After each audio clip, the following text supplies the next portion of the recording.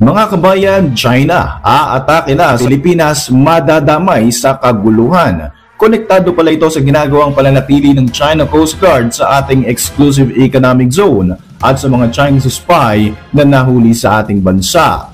Estados Unidos may panibagong pag-atake na ginawa naman sa China. Xi Jinping umusok na naman sa galit sa panibagong tiradang ito ng Trump administration. Tropa ng Amerika, idineploy naman sa West Philippine Sea para tulungan ang Pilipinas laban sa mga provokasyon na ginagawa ng China. Mga assets ng Philippine Coast Guard at Philippine Navy, sanib puwersa para itaboy na nga ang mga barko ng China Coast Guard, pero ang CCG, naku po, hindi natatakot at mas lalo pang lumalapit sa baybayin ng Pangasinan at iba pang mga lugar sa Pilipinas. At ito pa mga kabayan, bansang Germany nagalit sa China dahil nga sa mga delikadong aksyon na ginagawa nito sa West Philippine Sea. At dahil naman dito, ang China umaatake na rin sa Germany.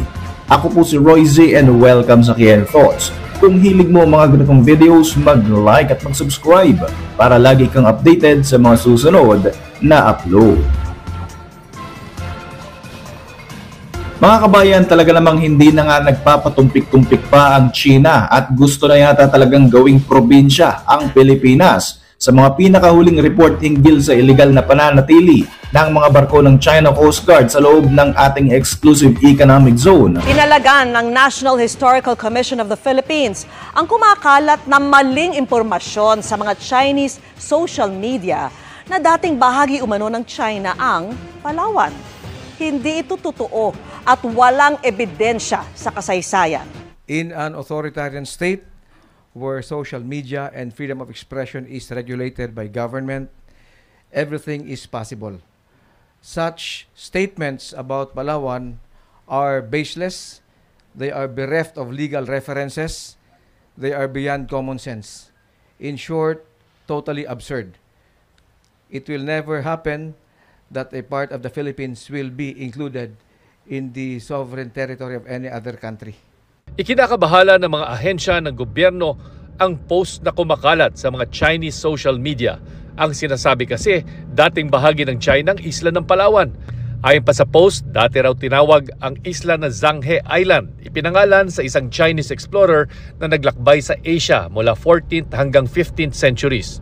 Kaya dapat daw ibalik sa China ang teritoryong ito ng Pilipinas. So to be clear, sir, we are at war with China in the sense na information warfare is being waged at us already. Talaga namang ginagawa ng normal ng China ang ganitong illegal na gawain na tila ba ay pinapakita nito sa Pilipinas na hindi na nga nito inirerespeto ang ating karapatan bilang isang malayang bansa. Sa kabila nito mga kababayan, magiging professional at mas maingat pa rin daw ang PCG para maiwasan ang paglala ng tensyon. Samantala, nag-deploy na rin ng mga barkong pangdigma ang Pilipinas sa West Philippine Sea. Inilibas na nga ng ating sandatahan ang BRP Conrado Yap at eroplanong mandirigma ang FA-50 para mas palakasin pa nga ang seguridad ng bansa bilang suporta na rin sa panawagan ni Pangulong Marcos Jr. na itigil na ng China ang kanilang mga agresibong mga aksyon sa ating nasasakupang teritoryo. Bukod nga rito mga kabayan, ayon sa Philippine News Agency, nagmo-monitor na rin ang guided missile frigate na BRP Jose Rizal sa galaw ng mga barko ng Chinese Navy sa Baho de Masinloc o Scarborough Shoal sa West Philippine Sea. Binigyan rin ng warning ng barkong pandigma ng Pilipinas ang tatlong Chinese warship na Jiangkai II class frigate Dali na talaga namang iniisang tabi ang international law at nagiging sanhi na nga ng pagtaas ng tensyon sa Indo-Pacific region. Ayon naman sa isang security expert mga kabayan, malaki ang posibilidad na aatake na nga ang China pagpasok ng 2027 at talaga namang madadamay ang ating bansang Pilipinas sa kaguluhan na ito. Konektado rin ang mga planong ito ng China sa mga nagaganap na pag-espiya sa ating bansa at maging ang mga illegal na operasyon at presensya ng CCG sa West Philippine Sea. Naghahanda na di umano si Xi Jinping ng isang malakihang military operation na gagawin nila by 2027 laban sa bansang Taiwan at siguradong madadamay rito ang Pilipinas. Lumalabas na lahat ng mga ikinikilos ng China kagaya ng pagde-deploy ng mga military assets, pag-fortify sa mga base militar at lantarang pag-agaw nito sa ating mga teritoryo sa West Philippine Sea ay konektado mga kababayan dito sa planong pag-atake ng China 2 taon mula ngayon. Nagiging aktibo na rin ang Chinese military sa pagmamonitor sa galaw ng US at Pilipinas sa mga nakalipas na mga taon, partikular na sa Pag-asa Island. Ayon pa nga sa China ay kumikilos na mga US troops sa West Philippine Sea na pagpapakita raw ng banta laban sa mga Chinese forces. Nakadeploy na rin ang malaking bilang ng American forces malapit sa Ayungin Shoal na ayon pa nga sa China ay para bang naghahanda na raw ang US-Philippine Alliance ng isang military action. Inaasahan sa pagpasok naman ng buwan ng Pebrero taong kasalukuyan ay magkakaroon ng joint maritime exercises ang dalawang bansa at siguradong hindi nga ito palalampasin ng Chinese government. Sa iba pang mga update mga kabayan, Germany is under attack from China. Sinabi ito ng isang German member of the parliament. Hindi raw nila kakampi ang China, bagkus ay isa itong traidor na kalaban na nagpapadala ng mga espiya at nananabutahe sa kanilang bansa. Kung inyong matatandaan mga kabayan, back in 2024, isang Germany sa tahasang kumondena sa ginagawang harassment ng China sa West Philippine Sea habang nagsasagawa nga ang ating mga kababayan ng resupply mission sa BRP Sierra Madre na nakabahura malapit sa Ayungin.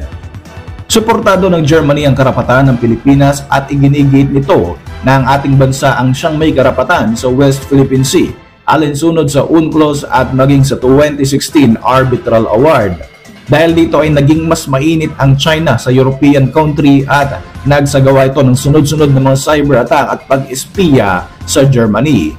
Ayon nga kay German Crisis Prevention Spokesman Roderick K. Sweter, dapat ay huwag nang tingnan ng Berlin bilang isang kaalyado ang China dahil kabaliktaran di umano ang lahat ng pinagagagawa ng China. Dagdag pa nga ng K. Sweter, interesado ang China na makuha ang German military technology na isang national threat para sa kanila. Kamakailan lamang ay 3 German national ang nahuli nila na nagtatrabaho bilang espiya ng bansang China at nagpapadala nga ito ng mga military secrets and information sa kanilang kalaban. Lumalabas na sa pag-aaral noong 2024, halos 50% ng German businesses ay talaga namang naging biktima ng cyber attacks mula sa China habang 39% naman ay mula sa Russia. Kung hindi nga raw magbabago ang pulisiya ng Germany tungkol sa China, sakaling magaganap ang Taiwan invasion ay siguradong wala itong magandang maidudulot sa buong mundo. Sa iba pang mga updates mga kabayan ay sinimula na ng Pangulo ng Amerika ang trade war kontra sa komunistang bansang China. Matapos nga mga warnings na ibinigay ni US President Donald Trump sa China, inanunsyo ng Amerika na pinirmahan na nga ng US President ang executive order na nagpapataw ng 10% karagdagang taripa sa lahat ng mga Chinese products na pumapasok sa Estados Unidos. Agad namang umalma ang China at sinabing gaganti sila at magpapataw rin daw ng mas mataas pang taripa laban sa Amerika. Para sa inyong mga reaksyon, mag-iwan lang ng komento sa ibaba ng video na ito. At para manatiling updated sa ating mga susunod na upload, siguruhin mag-subscribe. I-like mo na rin ang ating mga videos bilang suporta. Muli, ako po si Roy Z at maraming salamat sa patuloy na pagsubaybay sa ating channel.